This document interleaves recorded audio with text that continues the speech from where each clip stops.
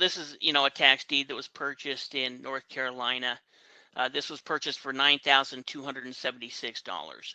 We can see some of the kind of details in it, about 2,000 square feet. The county has a value of about 87,000. But clearly, it was a pretty good deal. This one looks nice. Well, you can see that it needs some work, but it definitely has a plenty of value when they picked it up for, $9,200. Now, one thing I was looking at it, you can see that it needs work. Obviously, we have some stuff boarded up, but what I was concerned about was, is the roof, and is the roof okay? And you can see that the roof, probably can use some things to it, but it does have a newer roof on it, and then it's also brick, and it's valued at about 144,000.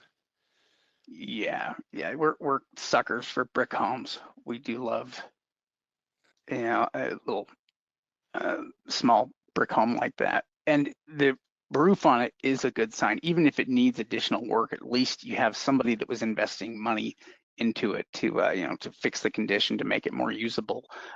And so that's usually what we're looking for. Just signs that somebody has invested some money into it at some point to care for it.